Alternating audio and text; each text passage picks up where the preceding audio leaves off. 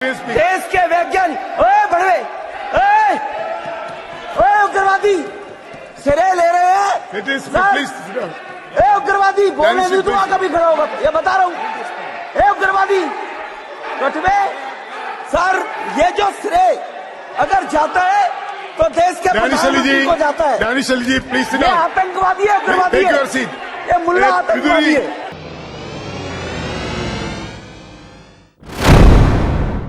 आदाब, मैं मुमताज आलम रिज से बात करूंगा मैं संसद की। जी हां, नया संसद बना है और अमृत काल में हम दाखिल हो गए हैं, लेकिन नए संसद में जिस किस्म की नफरत पहुंची है वो शायद अपने आप में एक नई तारीख रकम करने जा रही है। ऐसा शायद हिंदुस्तान के, आजाद हिंदुस्तान की तारीख में कभी नहीं हुआ है जो इस नए संसद में हुआ है। पीएम मोदी ने न जाने किस ख्याल में इस नए संसद की बुनियाद रखी, क्या सोचकर अमृतकाल कहा, और अब वहां पे विशकाल की जो शुरुआत हुई है उससे ज्यादा शर्मनाक कुछ नहीं है। जी हां, उसमें बीजेपी के एक सांसद जिनका नाम रमेश बिधूड़ी है, दिल्ली से वो सांसद है भाजपा के, उन्होंने जो बीएसपी के सांसद अमरोहा से हैं कुंवर दानिश अली, उनको जो लफ्ज इस्तेमाल किए उनके लिए कि वो बताए नहीं जा सकते, लेकिन आज वो ट्रेंड कर रहे, इतने शर्मनाक। मुझे लग रहा है किसी रैली में भी कोई इस तरीके की बयानबाजी नहीं करता। हाँ, ये बात अलग है कि गोली मारो और न जाने कैसे कैसे नारे लगाए गए, लेकिन एक चुने हुए संसद को, एक चुना हुआ संसद इतनी घटिया बात कह सकता है और इतनी जहरीली बात कह सकता है, इसका अंदाजा नहीं हो सकता। सबका साथ, सबका विकास, सबका विश्वास, सबका प्रयास, न जाने कौन कौन से नारे दिए जाते हैं, 140 करोड़ लोगों की बात की जाती है, लेकिन एक मुस्लिम संसद बर्दाश्त नहीं है। रमेश बिधूड़ी ने कुंवर दानिश अली को न सिर्फ ये कि भड़वा कहा, बल्कि उन्हें आतंकवादी कहा, उन्हें कटुआ कहा, उन्हें मुल्ला कहा और न जाने क्या क्या उनके लिए लफ्ज इस्तेमाल किए हैं।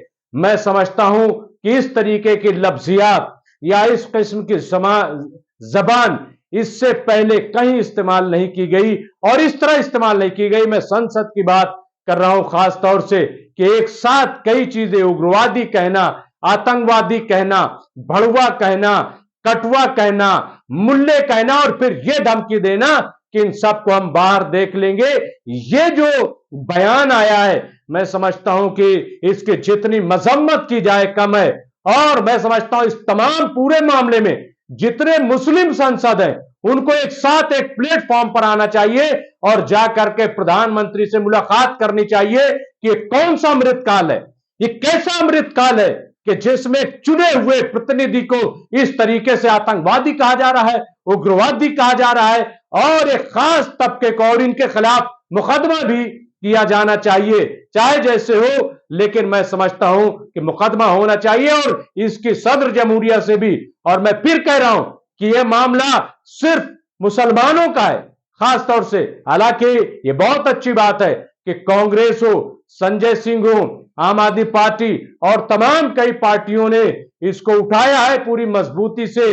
सुप्रिया श्रीनेत ने वीडियो को शेयर किया है, इसी तरीके से संजय सिंह ने और प्रोफेसर मनोज झा ने और कई बड़े लीडरों ने इस वीडियो को शेयर करते हुए इस शर्मनाक घटना का उल्लेख किया है और इसकी मजम्मत की है। लेकिन मैं क्यों कह रहा हूं? क्योंकि मुसलमानों को खुल्ला खुल्ला उन्हें कटुआ कहा गया है और इसलिए सभी को एक साथ एक प्लेटफॉर्म पर आकर के इसकी शिकायत दर्ज करनी चाहिए। अब ये मैं समझता हूं घड़ा भर गया है, अब इससे ज्यादा बड़ी बात कुछ नहीं हो सकती। अगर एक चुने हुए प्रतिनिधि को संसद में इस तरीके की बातें कही जा सकती हैं और दिल में यह बात बिठाई गई है, और उसमें आप देखिए डॉक्टर हर्षवर्धन पीछे बैठे हुए, वो हंस रहे इस जुमले पे, उनको मजा आ रहा है कि एक मुस्लिम प्रतिनिधि को इस तरीके से गालियां दी जा रही हैं, उसको भड़वा कहा जा रहा है। भड़वा क्या गाली नहीं है? और सबसे बड़ी गाली तो किसी भी मुसलमान को आतंकवादी कहना। आतंकवाद का कोई मजहब नहीं होता, वो तो जालिम होते हैं, आतंकवाद का कोई सपोर्ट नहीं करता, लेकिन एक चुने हुए प्रतिनिधि को जिस तरीके से आतंकवादी कहा गया, मैं समझता हूं कि यह बहुत ही शर्मनाक है। बहुत ही अफसोसनाक है और इसकी जितनी मजम्मत की जाए कम है। और अवामी सतह पर भी अब इसके खिलाफ प्रोटेस्ट होना चाहिए, इसके खिलाफ आवाज बुलंद करनी चाहिए। क्योंकि आप देखिए कि एक तरफ मोहम्मद खान है, उनको परेशान किया जा रहा है। उन्होंने क्या गुनाह कर दिया था, उनको जेल भेज दिया गया, उन्होंने सिर्फ हक की आवाज बुलंद की थी। दूसरी तरफ मोहम्मद आजम खान है, उनको परेशान किया जा रहा है, उनको प्रताड़ित किया जा रहा है और कोई बोलने वाला नहीं है। और इसी तरीके से आप देखिए नवाब मलिक महाराष्ट्र में जेल भेज दिए गए, उनके साथ क्या हो रहा है। तो तमाम जो मुस्लिम लीडरशिप है और इसके अलावा जिस तरीके से अतीक और अशरफ को मारा गया, वो भी चुने हुए मेंबर थे। तो ये हो क्या रहा है, मुख्तार अंसारी का क्या सब दूध के धुले हुए? क्या कोई ऐसा नहीं है कि मैं किसी का सपोर्ट नहीं कर रहा हूं, लेकिन अदालत उनको सजा दे। लेकिन ये क्या हो रहा है, ये किस तरीके की जबान बोली जा रही है? क्या यहां पे जो मुस्लिम लीडर हैं उनकी कयादत को खत्म कर दिया जाएगा? क्या मुसलमानों के बारे में यह सोच पैदा कर दी जाएगी कि आतंकवादी है? अगर 25 करोड़ मुसलमान जो हिंदुस्तान में रहता अगर आतंकवादी बन गया तो आप सोच नहीं सकते कि इस हिंदुस्तान का क्या होगा। इसलिए मुझे लग रहा है कि इस रविश को और इस प्रोपगेंडे को रोकना चाहिए और सबको मिलकर आवाज बुलंद करना चाहिए। क्योंकि अब ये सर से पानी ऊपर चला गया है। अगर एक चुने हुए प्रतिनिधि को संसद के अंदर इतनी बड़ी गाली दी जा सकती है, इस तरीके का बयान दिया जा सकता है, तो मैं समझता हूं कि फिर आम जो मुसलमान है उसके बारे में आम लोगों की सोच क्या होगी। क्या निकलना मुश्किल नहीं हो जाएगा? क्या ट्रेन में चलना मुश्किल नहीं हो जाएगा? अभी कांस्टेबल ने किस तरीके से ट्रेन के अंदर मुसलमानों का मारा और कैसे, लेकिन क्या हुआ? लेकिन एक महिला कांस्टेबल के साथ न जाने, मैं कहता हूं इसकी जितनी मजम्मत की जाए कम हो, लेकिन इनकाउंटर कर दिया गया खुल्लम खुल्ला। कौन जिम्मेदार है, कौन कसूरवार है, नहीं पता। इसी तरीके से एक बहन जो है साइकिल से गिर जाती है, साइकिल से गिर जाती है, उसका दुपट्टा फंसता है या खींचता है कौन है, लेकिन उन्हें गोली मार दी जाती है। लेकिन ये इसलिए क्योंकि वो मुसलमान है। लेकिन जो मुस्लिम नहीं होते हैं उनको बचा लिया जाता है, उनके साथ कुछ नहीं होता, उनका मीडिया ट्रायल भी नहीं होता, उनको दिखाया भी नहीं जाता। ये सिर्फ इसलिए, ये दिखाने के लिए कि मुसलमान ही सब कुछ करता है, मुसलमान ही यहाँ का आतंकवादी है, मुसलमान ही यहाँ का उग्रवादी है, मुसलमान ही यहाँ का जिहादी है। ये दिखाने के लिए मैं समझता हूं कि अब वक्त आ गया है कि मिलकर के आवाज बुलंद करें। जहां पे जो हो उसको आवाज उठानी चाहिए, क्योंकि इससे ज्यादा अब कुछ नहीं हो सकता। और इससे आप ये समझते हैं खामोश रहने से हमारी जो अक्सरियती तबका है, जो हिंदू भाई हैं, वो इसको अच्छा समझेंगे? बिल्कुल अच्छा नहीं समझेंगे। वो समझेंगे कि वाकई ऐसे ही लोग होंगे तभी तो चुप है, इसीलिए तो नहीं बोल रहे हैं। इसलिए अब जरूरी है कि सड़कों पर उतर करके एहतजाज किया जाए, एहतजाज बुलंद किया जाए। और यह नहीं सोचा जाए कि फला पार्टी के हैं, वो फला पार्टी के हैं, वो फला है, वो फला है, नहीं, कहीं कोई हो, लेकिन सबके लिए मजबूत आवाज उठनी चाहिए। और मैं तमाम उलमाए कराम से, तमाम जो लोग हैं उनसे कहूंगा कि आप पुरअमन तरीके से, क्योंकि आप देखिए ये आतंकवादी संसद के अंदर कहा जा रहा है। संसद की जब कार्रवाई चलती है तो पूरी दुनिया की नजर संसद पे होती है, और खास तौर से जो नई संसद बनी है उसका रवैया देखना था। ये स्पेशल सेशन हो रहा था, चंद्रयान पर बयान हो रहा था। चंद्रयान पर बयान देते हुए रमेश बिधूड़ी क्या बयान दे रहे हैं, क्या बयान दे रहे हैं? क्या आपने सुना? क्या आपने सुना? क्या वाकई यह बयान काबिल बर्दाश्त है? क्या इसको बर्दाश्त किया जाना चाहिए? मैं समझता हूं, फिर एक बार मैं कहूंगा कि चाहे जो जिस पार्टी में हो उसको आवाज उठाना चाहिए।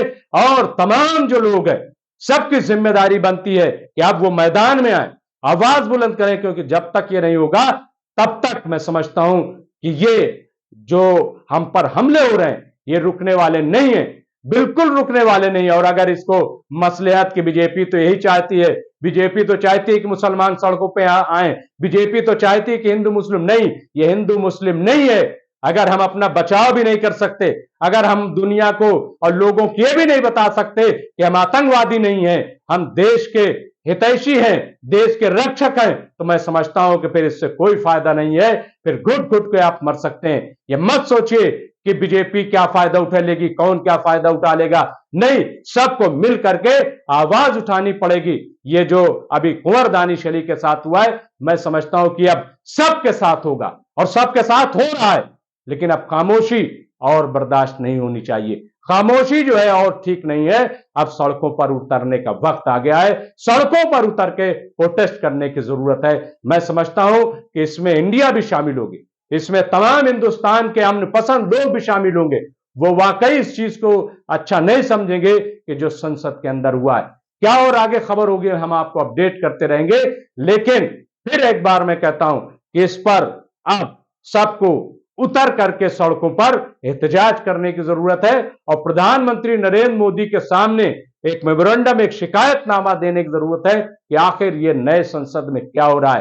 क्या इसीलिए नई संसद बनाई गई है कि उसमें मुसलमानों को आतंकवादी कहा जाए, भड़ुआ कहा जाए, कटुआ कहा जाए, मुल्ला कहा जाए और यह धमकी दी जाए कि बाहर मैं आकर के देख लूंगा। क्या रमेश पिधूड़ी को हटाया जाएगा? ये देखने वाली बात होगी। बहुत बहुत शुक्रिया।